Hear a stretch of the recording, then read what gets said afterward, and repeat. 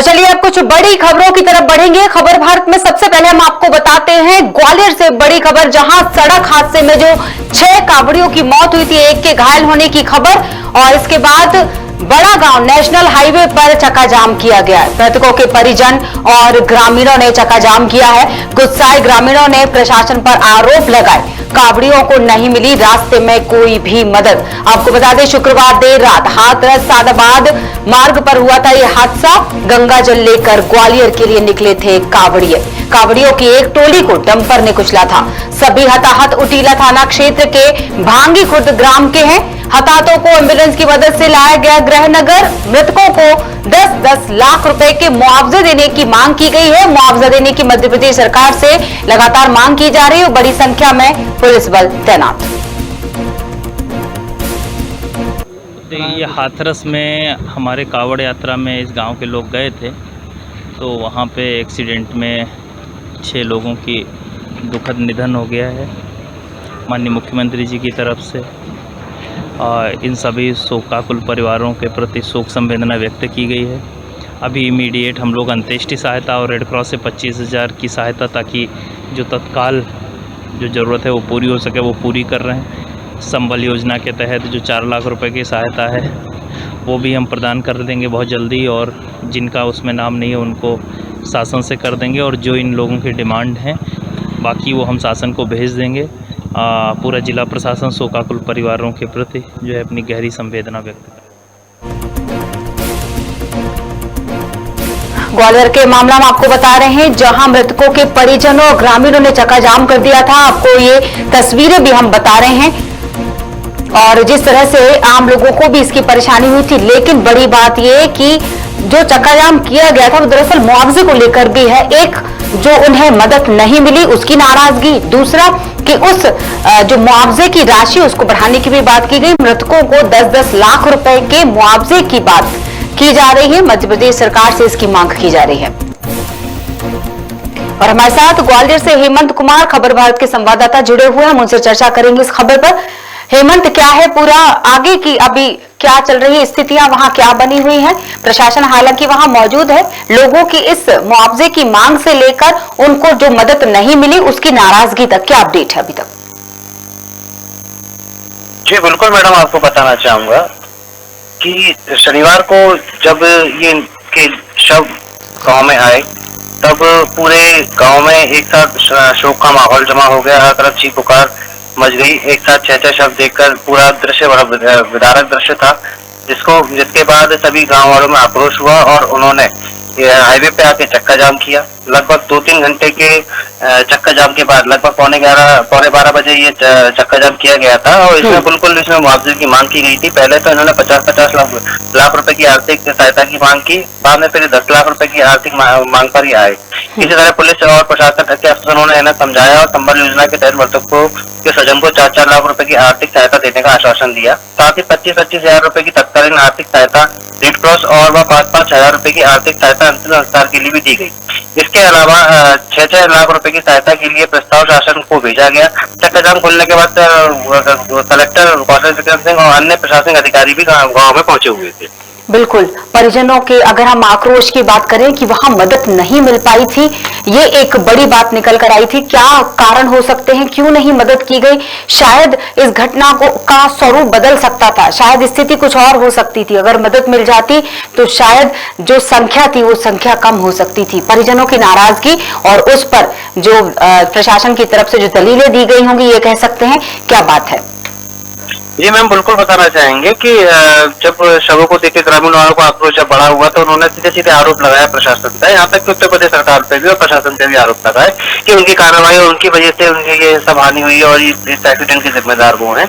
इसके ऊपर बिल्कुल उत्तर प्रदेश के मुख्यमंत्री ने गहरा शोक जताया और घायलों को समुचित उपचार और दिवंगत लोगों के लिए स्वजन को आर्थिक सहायता प्रदान करने के निर्देश भी दिए। साथ ही एडीजी आगरा राजीव कृष्ण द्वारा बताया कि चालक को गिरफ्तार कर लिया गया है। डंपर पुलिस के कब्जे में है। काबुलियों के साथ और बकायदा जो घायल का उपचार भी किया जा रहा है और इसके ऊपर जो आरोपी है उसको मुकदमा दर्ज कर लिया गया है। जी बिल्कुल, यानी अब अगर वर्तमान स्थिति में आपसे वहां की पूछूं तो फिलहाल जाम हट चुका है। जी बिल्कुल, जाम लगभग 3 घंटे बाद 4 घंटे बाद जाम को प्रशासन द्वारा और उनके आश्वासन द्वारा हटवा दिया गया था और उनकी मांगों तत्कालीन सहायता पे जितनी मिल सकती थी उतनी तो उनकी तत्कालीन सहायता की गई, ताकि उनकी जो भी मांगे हैं वो प्रशासन द्वारा सरकार को भेज दी गई है। चलिए जिसके बाद जिसके बाद ग्रामीणों ने अपना चक्का जाम खोल दिया था। बिल्कुल, चलिए बहुत बहुत शुक्रिया हेमंत, लगातार की अपडेट आप जरूर देते रहें। फिलहाल के लिए इस खबर पर इतना ही और आगे बढ़ेंगे और कुछ और बड़ी खबरें हैं जिन पर हम चर्चा करेंगे। वर्तमान स्थिति बता दें, ग्वालियर में जो जाम लगा था, जो तस्वीर हम इस वक्त आपको बता रहे हैं वो जाम की स्थिति की थी और फिलहाल जाम हटा दिया गया है, लेकिन लगातार 2-3 घंटे लोग परेशान होते रहे और नाराजगी व्यक्त करते रहे।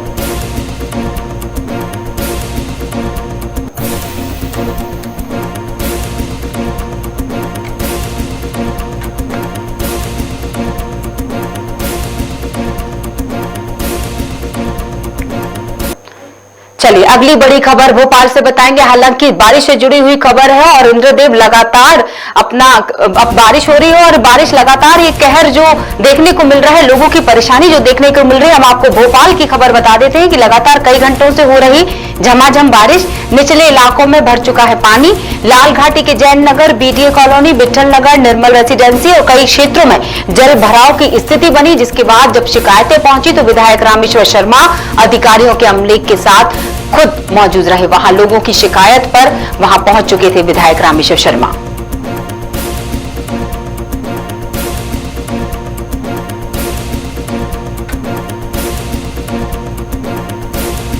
तस्वीरों में हम आपको दिखा रहे हैं, ये जो विजुअल आप इस वक्त देख रहे हैं, रामेश्वर शर्मा खड़े हुए हैं अमले के साथ और लगातार वो संज्ञान में ले रहे हैं पूरा मामला। और ये तस्वीरें बारिश के उस दृश्य की भी ये हम आपको बता रहे हैं कि किस तरह से बारिश का पानी जो है लोगों के घरों में भी घुस रहा है। निचली बस्तियों की हम बात कर रहे हैं, निचले क्षेत्र की हम बात कर रहे हैं। लगातार विधायक रामेश्वर शर्मा अमले के साथ वहां का जायजा लेने पहुंच चुके थे।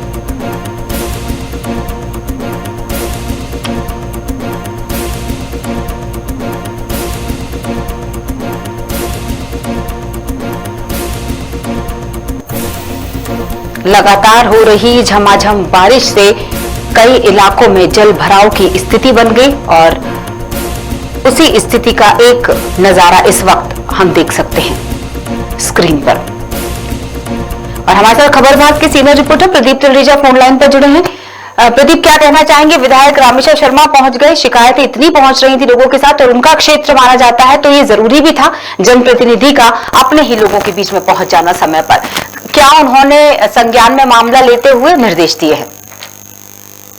देखिए, बिल्कुल आज जिस प्रकार हम देख रहे हैं कि प्रदेश के अंदर लगातार पिछले 2-3 दिनों से जो बारिश है वो थमने का नाम नहीं ले रही थी। लगातार लोगों की शिकायतें हो रही है कि लोगों के जो क्षेत्र है जहाँ पर वो रहते हैं, आसपास नाले व गंदगी की साफ सफाई नहीं हो पा रही, जिसके कारण जल भराव की स्थिति देखने में आ रही है। और ऐसे ही जो विधायक है रामेश्वर शर्मा, उन तक भी लगातार कई क्षेत्रों से शिकायत पहुंची है। देखिए, शिकायतों की अगर हम बात करें तो लाल घाटी का क्षेत्र हो चाहे बीडीए कॉलोनी हो, जहाँ पर भी निचले जो क्षेत्र है जहाँ पर जल भराव की शिकायतें हमेशा दिक्कत देखी जाती है, उन जगहों पर खुद विधायक रामेश्वर शर्मा पहुंचे हैं और जो उनके साथ नगर निगम के कर्मचारी थे उनका अमले को लेकर वो साथ में पहुंचे। देखिए, तमाम शिकायतों के बाद अब कहा जहाँ पर जल भराव की स्थिति बन रही है वहां पर जल भराव को किस प्रकार से स्थिति को सामान्य किया जाए, उसको लेकर के वो कार्य करने के लिए खुद विधायक उतरे। जी बिल्कुल, और जिस तरह से अगर लोगों की परेशानियों का हम जिक्र करें, क्योंकि हमने वो दृश्य भी दिखाए हैं, आपने खुद लाइव होकर वहां से जब पूरे दृश्य दिखाए थे कि किस तरह की स्थितियां बन जाती हैं लोगों के बीच में, ना खाने की व्यवस्थाएं होती है उनके घरों में, ना सोने की व्यवस्था होती है। तो उस बारिश तो लगातार जारी ही रहेगी, लेकिन बीच का क्या रास्ता निकाला जा सकता है, इस पर मुझे लगता है तत्परता से निर्णय लेना चाहिए। देखिए, निश्चित तौर पर जिस प्रकार से स्थितियां जो बनी हुई है वो सामान्य होने का भी जल्दी नाम नहीं लेंगे। देखिए, मौसम विभाग ने अलर्ट जारी कर दी है कि अभी की जो स्थितियां है वो सामान्य नहीं होने वाली है, अभी ये मुश्किलें और बढ़ेंगी। लेकिन देखिए, सबसे बड़ी बात है कि मुश्किलों को जो खत्म करना है वो किस तरह से खत्म करना है, उसको लेकर के लगातार प्रयास जो है वो होने चाहिए। देखिए, लगातार हम अगर बात कर रहे हैं तो जो परिस्थितियां बनी हुई जहाँ पर ये जल भराव की स्थिति है, तो वहाँ जल भराव पर निकासी की पहली सुविधा उपलब्ध कैसे कराई जाए, उसको लेकर के लगातार वो लोगों के बीच में जा रहे हैं। देखिए, कई क्षेत्र है, आज हमने कई क्षेत्र भी हमने देखे जहाँ पर इस प्रकार की स्थिति जरूर देखने में आ रही है। कहीं पर जल भराव है तो कहीं पर जो जल भराव के चलते जो है लोगों को तो जनजीवन पर कहीं ना कहीं इफेक्ट जो है वो जरूर देखने में आ रहा है। देखिए यही तमाम चीजें हैं जिसको लेकर के विधायक रामेश्वर शर्मा तक इसकी शिकायतें पहुंची कि नगर निगम के अधिकारी उस क्षेत्र की या तो पर्याप्त व्यवस्थाएं नहीं करवा पा रहे या व्यवस्थाएं कराने के लिए कहीं ना कहीं परहेज जो है वो बनता हुआ देखा जा रहा है। देखिए जब ये शिकायतें हैं आम जनमानस को लेकर के, देखिए कई जो निचली बस्ती होती है उसमें हमने देखा है कि जो ज्यादा अति जल भराव होने की स्थिति में उनकी घर की जो खाने पीने का सामान है वो भी कहीं ना कहीं नष्ट हो जाता है। ऐसे में ये आंकड़ा जो है और न बढ़ पाए, जहाँ पर नालियों के पानी, गंदे पानी की निकासी की जो समस्या है, ड्रेनेज की समस्या हो, खुद विधायक ने ये चीज देखी है कि कहाँ पर नालियां चौक है और क्यों आखिर नालियां चौक है, इस पर तो मामले पर संज्ञान नहीं लिया जा रहा। ये तमाम ऐसी चीजें थी जिसको लेकर आज उन्होंने दौरे भी की है और जो अधिकारी हैं उनको दिशा निर्देश तक इस बात को लेकर दिए है कि जो ये जल भराव की स्थिति है वो उत्पन्न न हो, उसके लिए जल्द से जल्द समस्या का समाधान करें। जी, बहुत बहुत शुक्रिया प्रदीप जुड़ने के लिए। और जिस तरह से जानकारी हमें मिल चुकी है कि रामेश्वर शर्मा ने तुरंत संज्ञान में इस मामले को लिया, अपने अमले के साथ वो पहुंच चुके थे अधिकारियों के साथ उस क्षेत्र में, क्योंकि लगातार लोग शिकायतें कर रहे थे, तो बहुत जरूरी था अपने जनप्रतिनिधि को बीच में उनका देखकर एक साहस बंध जाता है, क्योंकि जल भराव की जो स्थिति बनी हुई है, स्थितियों को भले ही देर बाद ठीक किया जा सकता है, लेकिन एक जो सांत्वना जिसकी हम बात करते हैं कि हाँ उनका जनप्रतिनिधि उनके साथ खड़ा हुआ है, शायद इसी का उदाहरण पेश किया विधायक रामेश्वर शर्मा ने।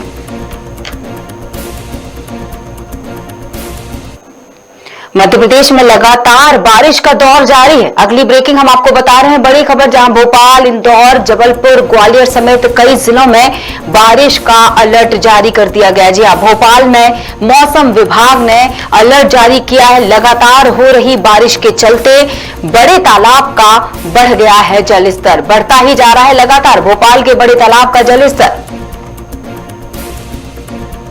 और वाकई में हम लोग बहुत ज़्यादा एंजॉय कर रहे हैं ऐसी रेन, मतलब भोपाल में मैंने फर्स्ट टाइम देखी है 6 सालों में। और कुछ झीलों की नगरी थी आपको? हाँ, झीलों की नगरी एग्जैक्टली मेरा बचपन से ड्रीम था कि मैं झीलों की नगरी में जाऊँ, झीलों का शहर हो, और वाकई में मुझे झीलों का शहर मिला और बहुत अच्छी सिटी है। मेरे को यहाँ पर मेरे को बहुत अच्छा लग रहा है। मैंने पहली बार देखा है यहाँ पर साइफन, पहली बार खुलते हुए देखा है। कैसा लग रहा है आपको? बहुत अच्छा। किसके साथ आए आप? पापा मम्मा। क्या नाम है आपका? आरोही असाटी।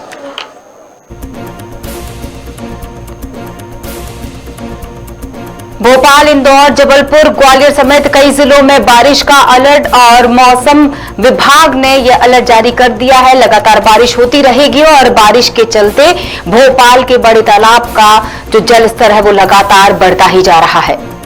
आज कलियासोत डैम के 5 गेट खोल दिए गए हैं। और हमारे साथ जुड़े हुए हैं भोपाल से खबर भारत के रिपोर्टर राजू प्रजापति, हम उनसे चर्चा करेंगे। राजू, जिस तरह से कलियासोत डैम की ही हम बात कर लेते हैं, आपने बताया कि किस तरह लोग उत्साहित है देखने जा रहे हैं, 5 गेट खोल दिए गए हैं डैम के।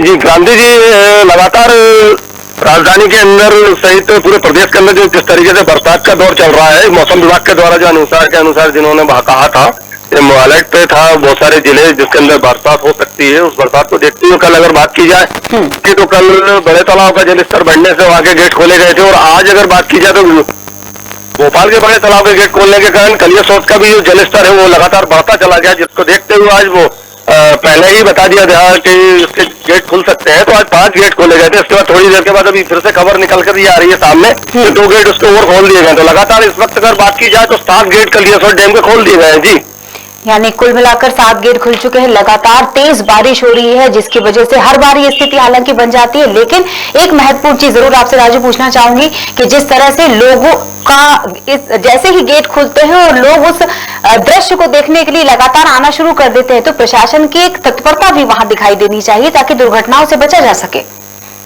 जी, नगर निगम के द्वारा लगातार अलर्ट जारी किया जा रहा है। फायर ब्रिगेड की एक गाड़ी खड़ी है, उससे अलाउंस भी किया जा रहा है। और दूसरी अगर बात की जाए तो ये जब ये कलियासोत डैम के गेट खोले जाते हैं तो ये सीधे जाके पानी कोलार की तरफ पहुंचता है। तो कोलार के पास जो नीचे ये दाम खेड़ा है, यहाँ पे झुग्गी बस्ती है, वहां पर भी देखा जा रहा था पुलिस प्रशासन वहाँ पे अलर्ट है। पुलिस प्रशासन जो निचली बस्ती है, निचले स्तर के अंदर जाके जल स्तर बढ़ जाता है तो उन बस्तियों को खाली कराने का प्रयास किया जा रहा है, उनको अलर्ट कर दिया गया है, उन्हें सावधानी बरतने की कोशिश की जा रही है, उनको सुरक्षित स्थान पर पहुंचाने के लिए समझा दी जा रही है। पुलिस प्रशासन वहाँ कोलार थाने का पूरा स्टाफ इस वक्त वहाँ पर मौजूद है। जी बिल्कुल, अब बात कर लेते हैं, चूंकि अलर्ट जारी कर दिया गया मौसम विभाग की तरफ से, तो किस तरह की क्या कुछ तैयारियों की भी बात की जा रही है प्रशासन की तरफ से भी हम बात कर लेते हैं, और जिस तरह की स्थितियां बन गई हैं क्योंकि जल स्तर इतना बढ़ चुका है, और ये भी बात की जाए कि तेज बारिश के चलते सड़कों पर भी कहा जाए कि एक तालाब सड़कों पर भी निर्मित हो जाता है।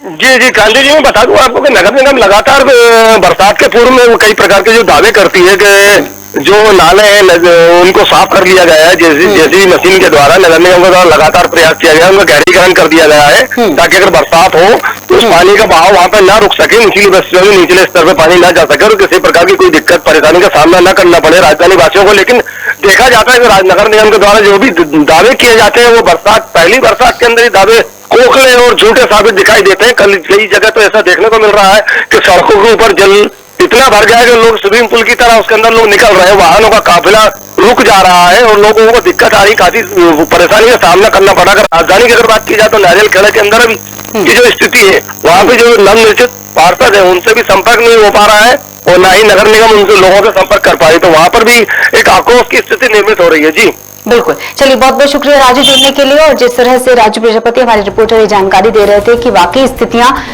कहीं स्थितियां भयावह हो चुकी हैं क्योंकि लगातार जलस्तर बढ़ रहा है, लगातार तेज बारिश हो रही है। मौसम विभाग पहले ही अलर्ट जारी कर चुका है कि ये स्थितियां, ये दृश्य लगातार देखने को मिल सकते हैं। हालांकि अगर हम इस तस्वीरों की बात करें जो इस वक्त आप स्क्रीन पर देख रहे हैं, भदभदा गेट की भी हम बात कर रहे हैं, कलियासोत की फिलहाल हम बात कर रहे थे कि 5 गेट खोल दिए गए। इस तरह से अब तक 7 गेट खोले जा चुके हैं।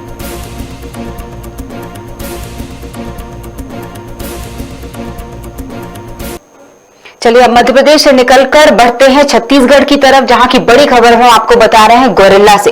एक पिता ने अपनी नाबालिग बेटी के साथ दुष्कर्म किया है, मामला सामने आया है। नाबालिग के दादा ने गौरेला थाने में इसकी शिकायत की, पुलिस ने आरोपी पिता को गिरफ्तार कर लिया है। गौरेला थाना क्षेत्र का यह मामला बताया गया है।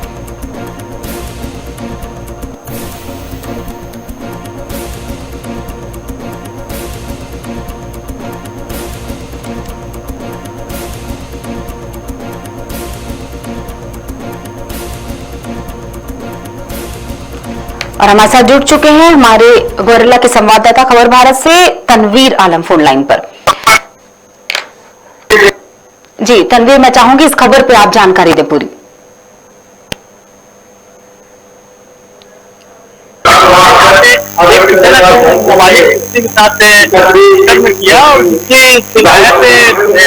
नाबालिग के दादा ने गौरेला थाने में चढ़ाई। गौरेला थाने मामला शिकायत मिलने के बाद धारा 373 और तनवीर, मैं आपसे अनुरोध करना चाहूंगी। तनवीर, आपकी आवाज बिल्कुल स्पष्ट नहीं आ पा रही है। आप शायद जिस जगह पर है वहां पर बैकग्राउंड में भी कुछ आवाज आ रही है। जानकारी देने के लिए आपको सुनिश्चित करना होगा कि हम किसी ऐसी जगह पर हो जहां दर्शकों को स्पष्ट जानकारी हम दे सके। जी मैम, यहाँ से भी कुछ आवाज यहाँ पे आएगी क्योंकि मंत्री जी का एक कार्यक्रम हो रहा है यहाँ पे, तो इसलिए आवाज बैकग्राउंड में आ रही है। जी बिल्कुल, जी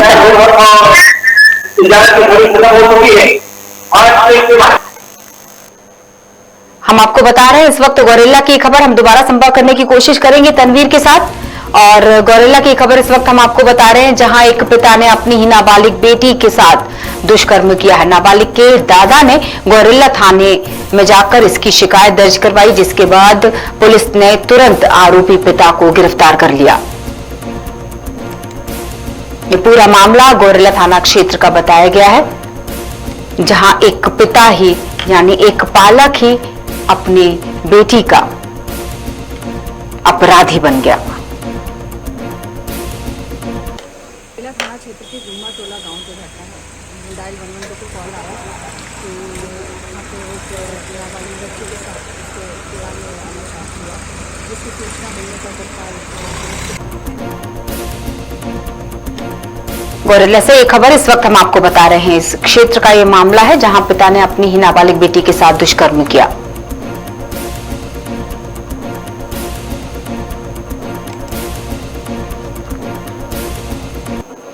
और इसी के साथ छत्तीसगढ़ की तरफ ही रहेंगे हम और आपको बता दें कि जिस तरह से देश भर में कोरोना के केस लगातार बढ़ते चले जा रहे हैं, हम आपको हर बार अपडेट देते हैं और हर बार सुरक्षित रहने की भी बात कहते हैं। इसी श्रेणी में अगर हम बात करें पूर्व सीएम डॉक्टर रमन सिंह की, तो खबर यह है कि पूर्व CM doctor Raman Singh corona positive हो गए। जी हां, डॉक्टर रमन सिंह ने खुद ट्वीट कर ये जानकारी साझा की है और उन्होंने ये बात भी की है कि उनके संपर्क में अब तक जितने भी लोग आए हैं वो तुरंत कोरोना टेस्ट करवाएं, इसकी अपील उन्होंने की और विधानसभा सत्र में नहीं हो पाएंगे शामिल, ये बात भी कही। कोरोना का कहर लगातार देश भर में बढ़ रहा है और इसी क्रम में हम आपको ये खबर दे रहे हैं जहां पूर्व CM doctor Raman Singh corona positive पाए गए।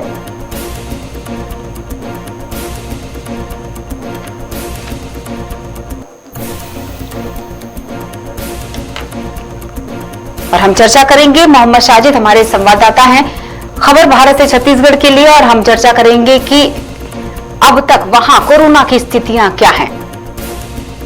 हमारे साथ जुड़े हैं मोहम्मद साजिद। मोहम्मद, मैं चाहूंगी कि जानकारी दी जाए कि छत्तीसगढ़ में इस कोरोना का कहर क्या प्रतिशत है वहां पर।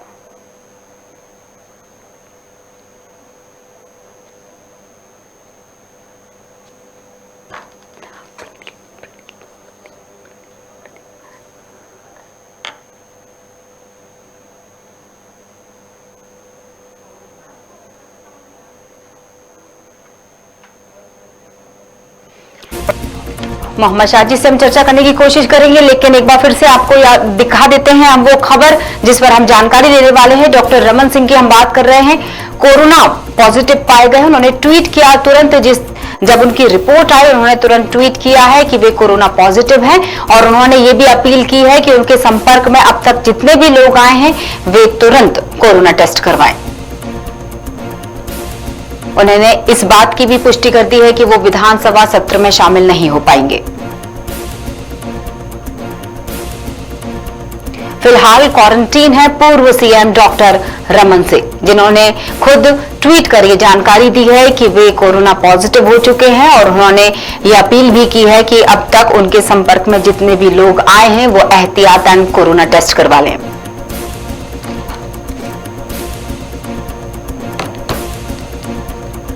देश में लगातार कोरोना के मामले बढ़ते चले जा रहे हैं। आपको बता दें कि जिन लोगों ने अभी तक वैक्सीन के डोज कंप्लीट नहीं किए हैं, अनुरोध उनसे कि वे वैक्सीन के डोज ले लें और अब बूस्टर डोज भी लगने शुरू हो चुके हैं, जो कि निःशुल्क लग रहे हैं। लगातार 75 दिनों तक निःशुल्क बूस्टर डोज लगवाए जा रहे हैं।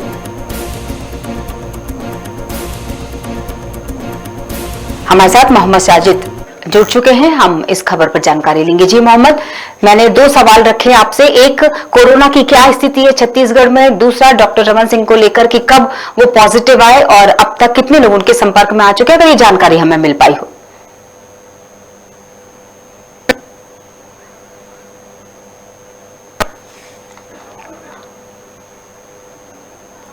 जी मोहम्मद, आप तक मेरी आवाज पहुंची?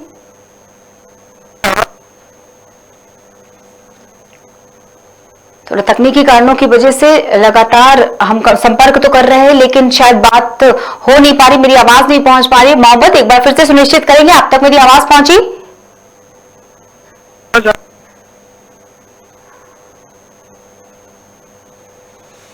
चलिए, मैं उनको यही धन्यवाद करना चाहूंगी। हालांकि अभी तक क्या स्थिति बनी है ये हम जानकारी लेने के बाद ही आपको दे पाएंगे, लेकिन फिलहाल ये बताना भी जरूरी है और ये याद दिलाना भी जरूरी है कि हमें कोरोना को लेकर सतर्कता एक बार फिर से बरतनी होगी। एक बार फिर से वही नियम बनाना होगा कि मास्क लगाकर रखना होगा, 2 गज की दूरी बनाकर रखनी होगी।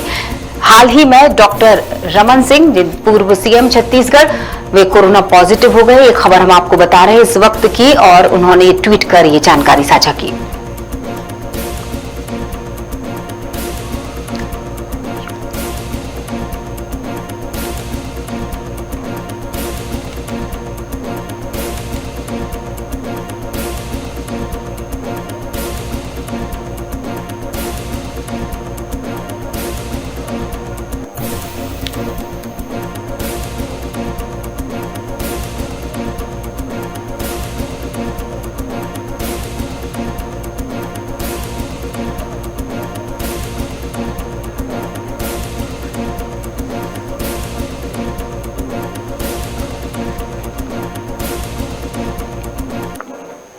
बड़ी खबर में फिलहाल इतना, लेकिन जाने से पहले एक बार फिर से याद दिला देते हैं कि जिन्होंने अभी तक दोनों डोज कंप्लीट नहीं किए हैं, कृपया वो खबर भारती अपील करती है कि कृपया आप दोनों डोज कंप्लीट कर लीजिएगा। इसके साथ ही बूस्टर डोज चूंकि निःशुल्क लग रहे हैं तो वो भी जल्दी से जाकर लगवा दीजिएगा। सुरक्षित रहिए, स्वस्थ रहिए। फिलहाल बड़ी खबरों में इतना ही। जुड़े रहिए खबर भारत के साथ। नमस्कार।